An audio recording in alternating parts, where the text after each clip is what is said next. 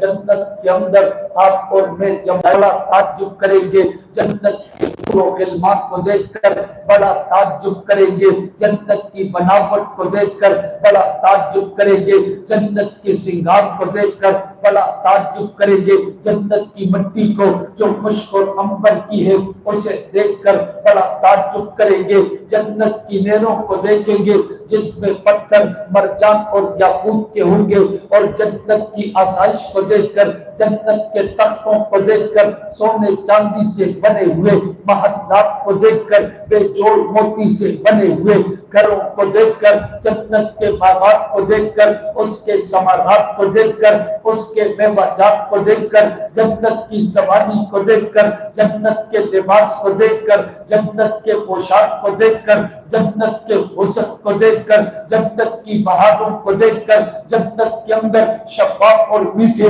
پانی کی نہر کو دیکھ کر، جنت کے اندر شراباً طہورہ کی نہروں کو دیکھ کر، جنت کے اندر دودھ کے چشمے جاری نہروں کو دیکھ کر، جنت کے اندر جناب شیخ کی نہروں کو دیکھ کر، جنت کے اندر ابلتے ہوئے چشموں کو دیکھ کر، جنت کے اندر حوروں کے حسن و جمال کو دیکھ کر، جنت کے اندر جنت کی بناوٹ کو دیکھ کر، جنت کے اندر آسائش کو دیکھ کر، جنت کے اندر آرام کو دیکھ کر، جنت کے اندر نعمتوں کو دیکھ کر، جنت کے اندر رحمتوں کو دیکھ کر، جنت کے اندر برکتوں کو دیکھ کر، جنت کے اندر فرشتوں کے سلام کو دیکھ کر، جنت کے اندر فرشتوں کی نشستوں کو دیکھ کر، جنت کے اندر اپنی عزت کو دیکھ کر، احترام کو دیکھ کر، مقام کو دیکھ کر، مرتبے کو دیکھ کر، جنت کے اندر رب کریم نے ان کے لیے جو بلند درجات بنائے ہیں ان درجات کو دیکھ کر، جنت کے اندر جنت کی خوشی کو دیکھ کر، جنت کے اندر رب کریم کی رحمتوں کے نزول کو دیکھ کر، ہر ایک جنتی کہے گا رب کریم آپ کی جنت سے زیادہ حسن کوئی نہیں ہے، آپ کی جنت سے زیادہ جمال کوئی نہیں ہے، آپ کی جنت سے زیادہ کمال کوئی نہیں ہے، آپ کی جنت سے زیادہ حسن کوئی نہیں ہے، آپ کی جنت سے زیادہ راحت کوئی نہیں ہے۔ رب کریم کی جنت کو دیکھ کر جنتی انسان ہر ایک نعمت کو تعجب کے ساتھ دیکھتا ہوا تعجب کرے گا، دیکھتا ہوا رشک کرے گا، دیکھتا ہوا محور تحول کے اندر چلا جائے گا۔ رب کریم پھر اس جنتی کو اپنا کلام سنائیں گے، اپنا قرآن سنائیں گے، اپنی زبانی سنائیں گے۔ جب رب کا قرآن آپ اور میں سنیں گے جنت کے حسن کو بھول جائیں گے، جنت کی حوروں کے حسن کو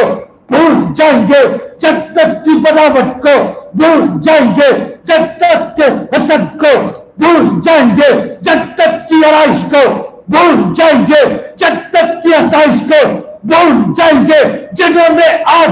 رب کا قرآن مدینہ مسجد میں سنا جنت کے اندر صف میں ہوں گے، رب کا قرآن جنت میں سنیں گے۔ یہ کوئی مذاق تو نہیں، آپ یہاں قرآن سنو اور لوگ بازاروں میں گھومیں، آپ رب کا قرآن سنو اور لوگ فٹ پاتھ پر بیٹھ کر ایران قرآن کی باتیں کریں، آپ رب کا قرآن سنو اور لوگ جناب وہاں پر بیٹھ کر وقت پاس کریں، وقت برباد کریں اور پھر وہ بھی آپ کے ساتھ برابر ہوں۔ ایسی بات نہیں ہے۔ آپ نے رب کا قرآن سنا ہے، کل رب کریم آپ کی اس مشقت صف میں کھڑا ہونا، دن بھر روزہ رکھنا، عشاء کی نماز کے بعد رب کے قرآن کے لیے آج کھڑا ہو جانا، رب ذوالجلال کی قسم آپ نے محبت کا جو اظہار دیا ہے، رب کریم بھی آپ سے محبت کا اظہار کریں گے، آپ کو ان صفوں کے اندر جمع کر دیں گے جن صفوں کے اندر قرآن کے قاری ہوں گے، جن صفوں کے اندر علماء ہوں گے، جن صفوں کے اندر حامل قرآن ہوگا، آپ ان کے ساتھ صفوں کے اندر ہوں گے۔ آپ کا رب آپ کو قرآن سنائے گا، جب رب کا قرآن رب سے سنو گے جنت کو بھی بھول جاؤ گے، ہر نعمت کو بھول جاؤ گے۔ تو کتنی بڑی بات ہے کہ رب کریم آج آپ کو قرآن یہاں سنا رہا ہے، کل رب کریم آپ کو یہ قرآن وہاں سنائے گا۔ یہ اللہ کا آپ پر فضل ہوا جو اللہ نے آپ کو یہاں کھڑا کر دیا، اور بہت سارے لوگ باوجود صحت کے اور باوجود تندرستی کے انہیں یہ توفیق نہیں میسر ہوئی۔ تو بات علماء بیان میں بات کرتے ہیں، واقعہ بیان کرتے ہیں سمجھانے کے لیے کہ ایک شخص ایسا تھا کہ جو مسجد کے باہر ریڑھی پر کوئی چیز بیچ رہا تھا، اذان ہو گئی، مسجد میں جانے لگا، ایک گراہک نے کہا کہ مجھے یہ سودا صرف دیتے ہوئے جاؤ۔ انہوں نے کہا اللہ کا بلاوا آ چکا ہے، اب میں آپ کو کچھ نہیں دے سکتا۔ وہ مسجد چلا گیا، یہ اس کی ریڑھی پر کھڑا رہا، کچھ دیر ہوئی، فرض نماز ہو گئی، انتظار کرتا رہا، سنتیں بھی ہو گئی، انتظار کرتا رہا۔ پھر مسجد سے یہ قریب پہنچا، آواز دینے لگا کہ جناب فرض تو ہو گئے ہیں، باہر کیوں نہیں آتے؟ سنتیں تو ہو گئی ہیں، باہر کیوں نہیں آتے؟ اس نے کہا کہ مجھے آنے نہیں دیا جاتا، مجھے آنے نہیں دیا جاتا۔ اس نے مسجد میں جھانک کر دیکھ کر کہا یار کون ہے جو اسے آنے نہیں دے رہا اور اسے پکڑا ہوا ہے؟ دیکھا مسجد خالی، کہا جھوٹ بول رہے ہو، کون تمہیں آنے نہیں دے رہا؟ کہا وہی مجھے باہر آنے نہیں دے رہا جو تجھے اندر آنے نہیں دے رہا۔ جو اللہ تجھے یہ توفیق نہیں دے رہا کہ تم اندر آ جائے، وہ اللہ مجھے باہر جانے سے روک رہا ہے کہ میں باہر چلا جاؤں۔ اور یہی صفت حضرات صحابہ کرام کی تھی کہ رب کریم نے کہا فی بیوت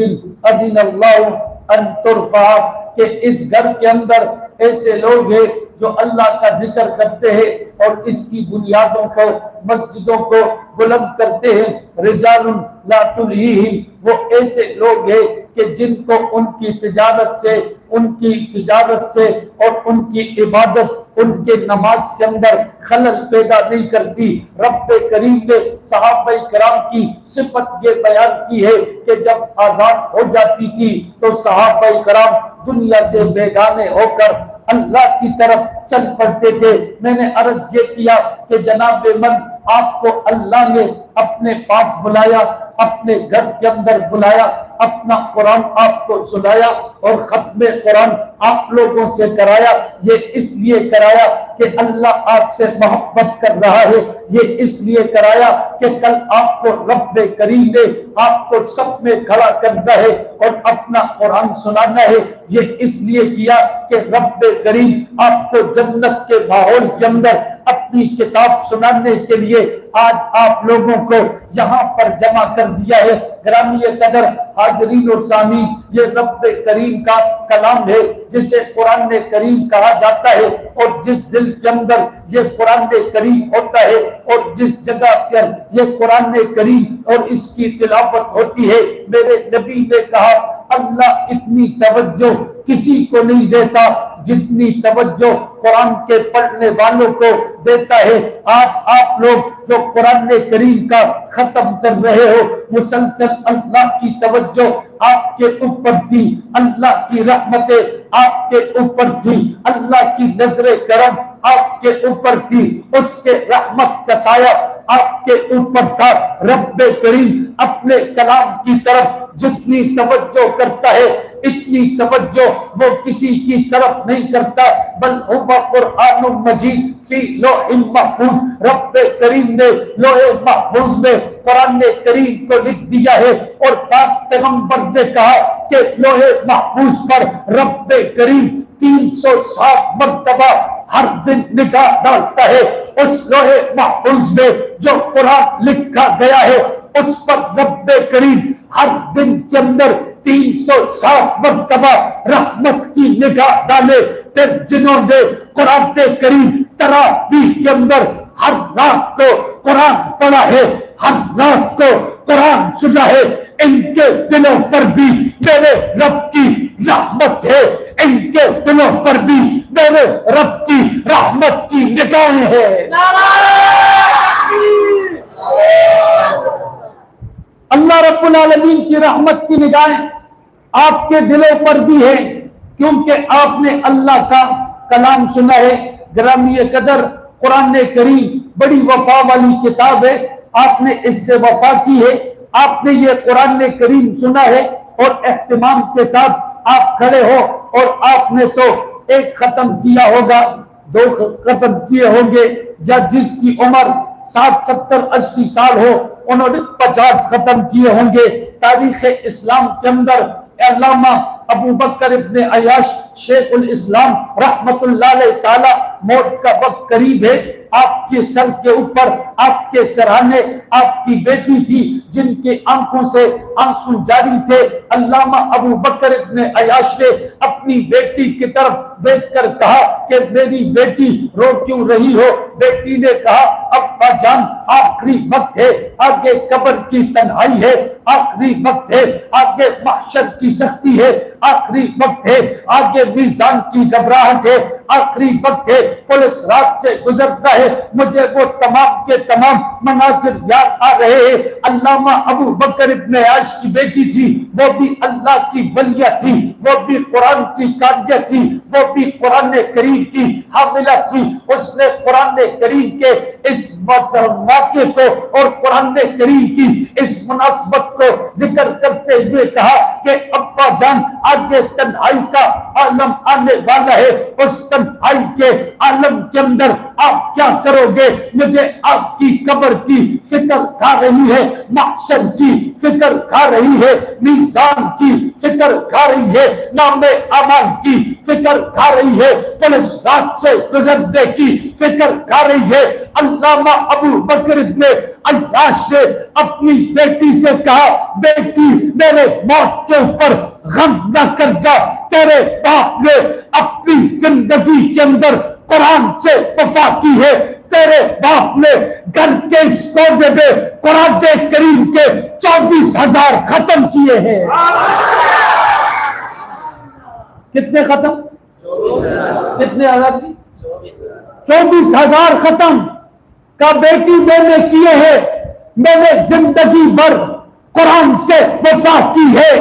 غم کے اندر قرآن کی تلاوت، خوشی کے اندر قرآن کی تلاوت، صبح کے وقت قرآن کی تلاوت، شام کے وقت قرآن کی تلاوت، میں نے زندگی میں قرآن سے وفا کی ہے۔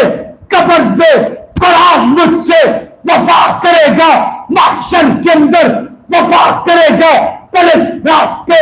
وفا کرے گا، میزان پہ وفا کرے گا، جنت پہ وفا کرے گا۔ بیٹی غم کیوں؟ غم نہ کرو، غم کیوں کھا رہا ہے؟ ہم نے قرآن سے وفا کی ہے، اللہ کا قرآن ہم سے وفا کرے گا۔ اور یہ بات انہوں نے ویسی نہیں کہی، میرے نبی نے کہا جب قبر میں رکھ دیا جاتا ہے سب واپس آ جاتے ہیں، سورہ ملک اس اندھیرے میں روشن ہو جاتی ہے۔ روشنی کا انتظام اس قبر میں جہاں پر محبت کرنے والے عزیز چاہتے ہوئے بھی آپ کے لیے روشنی کا انتظام نہیں کر سکتے، چاہتے ہوئے بھی آپ کے لیے قبر کشادہ نہیں کر سکتے، چاہتے ہوئے بھی آپ کی قبر کو وہ گلے گلزار نہیں کر سکتے، چاہتے ہوئے بھی آپ کی اس قبر کو وہ خوشبو سے مہکا نہیں سکتے، چاہتے ہوئے بھی وہ آپ کے ساتھ قبرستان میں آپ کے پاس نہیں رہ سکتے، چاہتے ہوئے بھی آپ کے سرانے نہیں بیٹھ سکتے، چاہتے ہوئے بھی رات کی تنہائی میں آپ کے پاس آ کر چارپائی ڈال کر نہیں لیٹ سکتے، چاہتے ہوئے بھی وہ کسی خوشی اور کسی غم کے اندر آپ مبتلا آپ کو نہیں کر سکتے، چاہتے ہوئے بھی وہ ہر ایک چیز سے آپ کو بارش سے نہیں بچا سکتے کہ جناب اس کی قبر پہ بارش ہو رہی ہے میں سائبان کروں، دھوپ ہو رہی ہے، جناب میں اوپر چھت کا انتظام کروں، چاہتے ہوئے بھی محبت کرتے ہوئے بھی کچھ بھی نہیں ہے۔ میرے نبی نے کہا جب کوئی کچھ نہیں کر سکتا،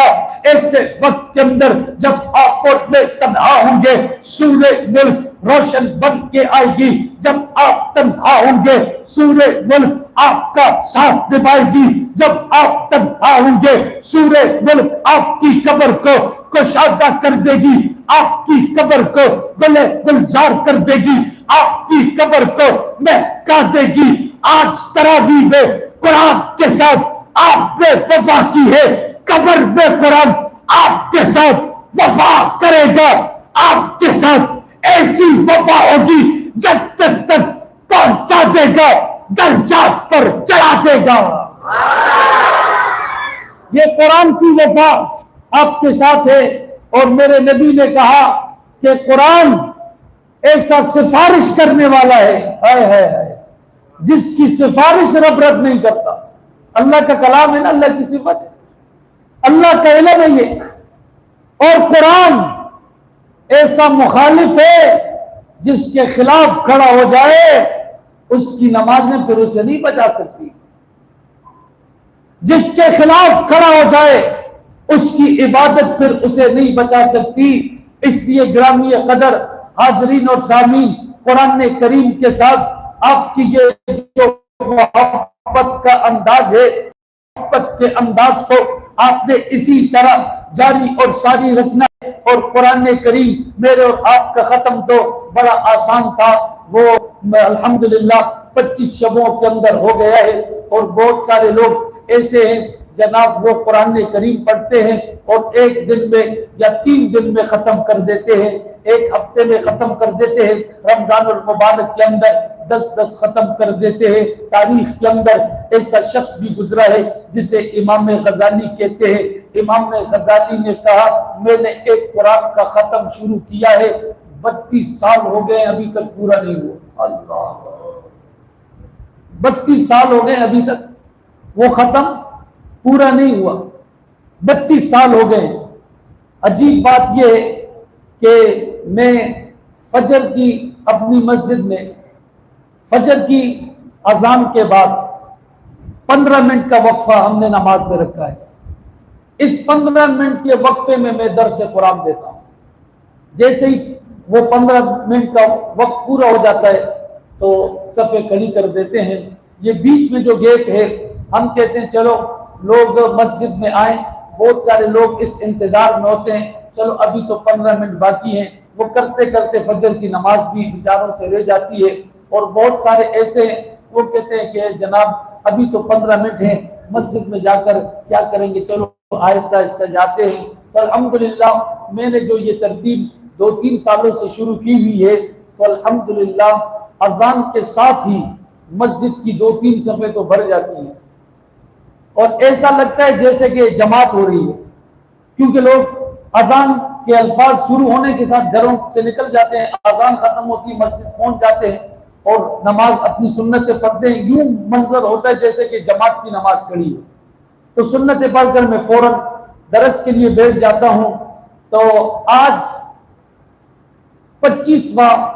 شب اور کل 26ویں شب ہوگی، فجر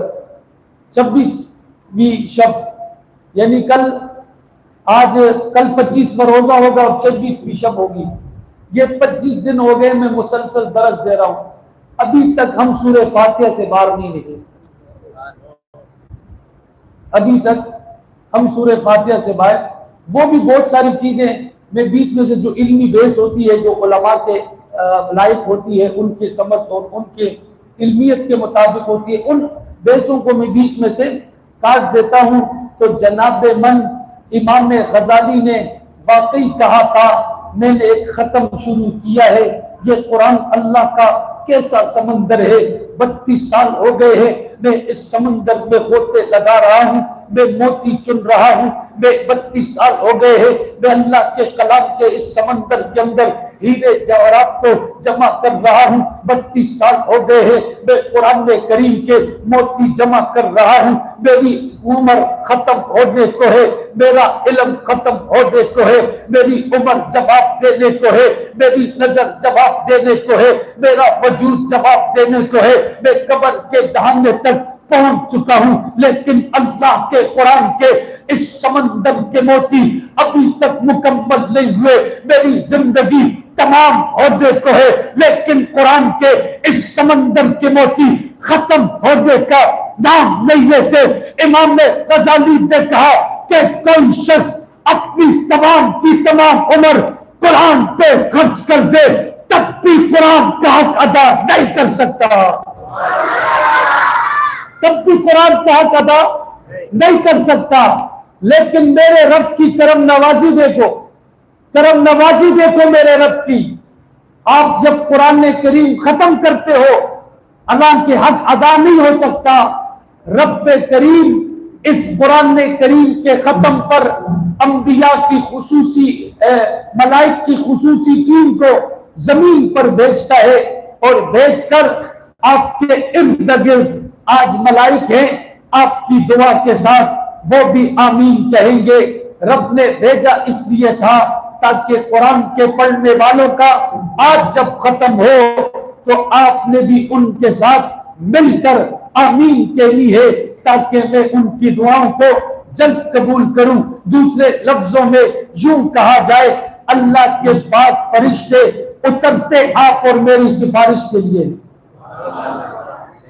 رب کو سب کچھ علم ہے،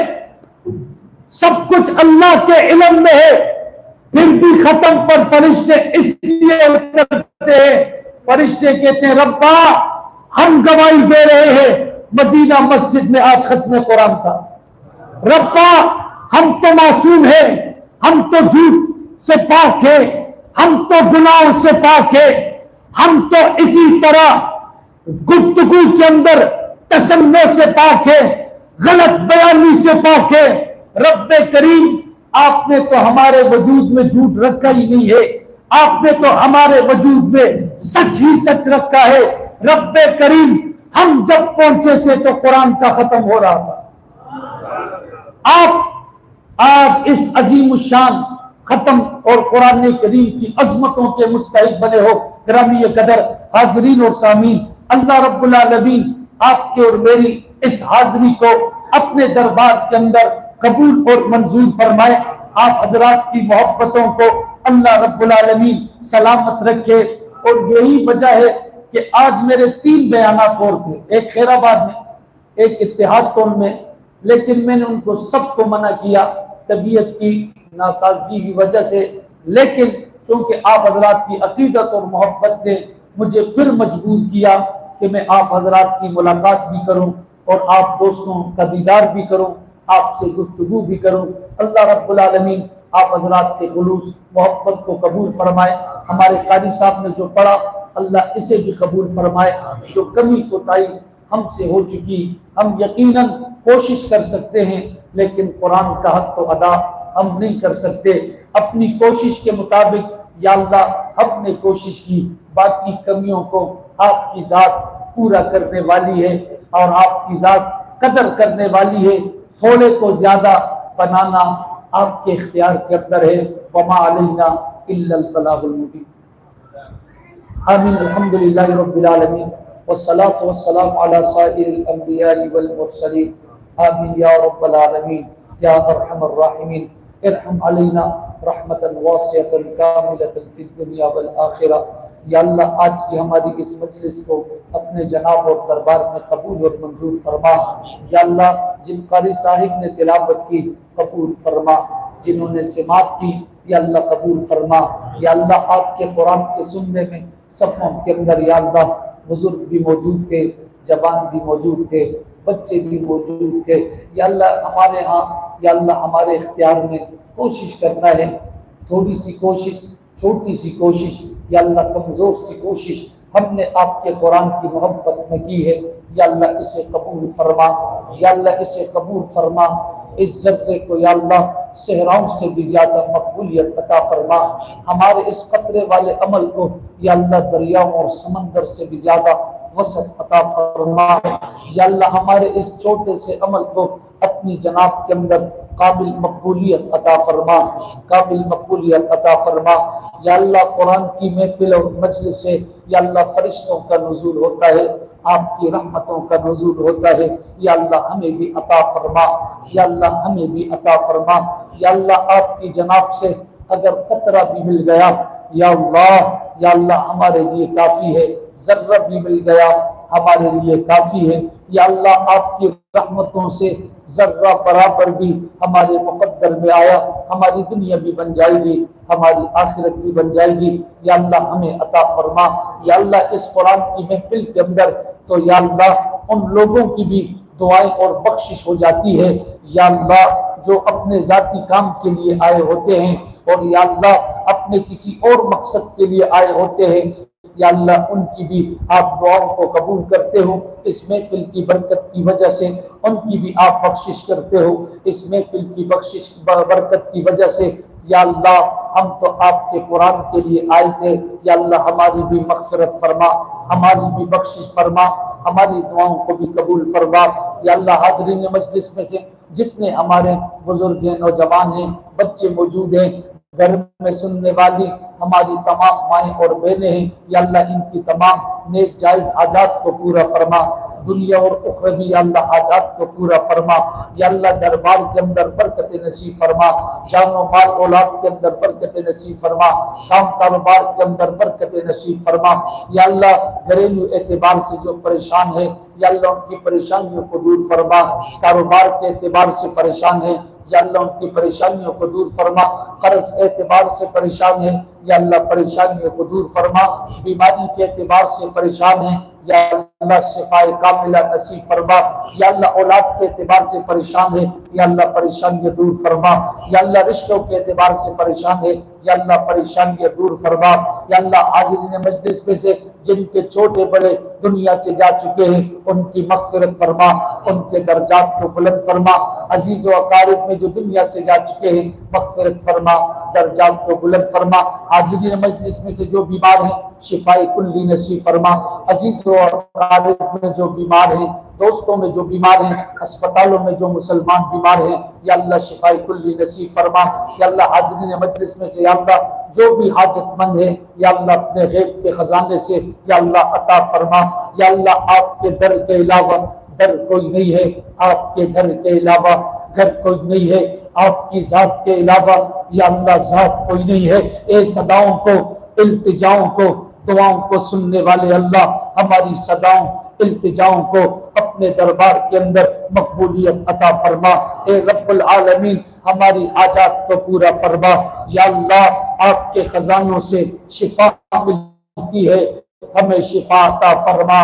آپ کے خزانوں سے رزق ملتا ہے ہمیں رزق حلال عطا فرما، آپ کے خزانوں سے یا اللہ صحت ملتی ہے صحت عطا فرما، آپ کے خزانوں سے اے رب کریم رزق ملتا ہے رزق عطا فرما، آپ کے خزانوں سے عزت ملتی ہے عزت عطا فرما، یا اللہ آپ کے خزانوں سے رحمت برکتیں ملتی ہے یا اللہ ہمیں عطا فرما، یا اللہ ہمیں عطا فرما، یا اللہ ہم ہاتھ پھیلائے ہوئے ہیں اپنی نگاہوں کو جھکائے ہوئے ہیں یا اللہ دامن آپ کے سامنے پھیلائے ہوئے ہیں، یا اللہ آپ کے علاوہ حاجت پوری کرنے والا کوئی نہیں ہے، آپ کے علاوہ عطا کرنے والا کوئی نہیں ہے، آپ کے علاوہ خالق المالک رازق کوئی نہیں ہے، آپ کے علاوہ یا اللہ معز و عزت والا کوئی نہیں ہے، یا اللہ آپ کے علاوہ درگزر کرنے والا کوئی نہیں ہے، معاف کرنے والا کوئی نہیں ہے، اے مہربان اللہ ہمیں معاف فرما، اے کریم اللہ ہمیں معاف فرما، ہماری صداؤں کو قبول فرما، ہماری عاجزی کو قبول فرما، یا اللہ ہماری اس چھوٹی سی عبادت کو قبول فرما، کمزور سی عبادت کو یا اللہ قبول فرما، آپ کی شان کے مطابق آپ کے کلام کی شان کے مطابق یا اللہ آپ کی منشا اور مرضی اور اس کی شان کے مطابق یا اللہ ہم سے کمیاں ہو جاتی ہیں، کمیوں کو معاف فرما، ہماری دعاؤں کو قبول فرما، ربنا تقبل وتقبل منا انك انت السميع العليم وتب علينا انك التواب الرحيم آمين برحمتك.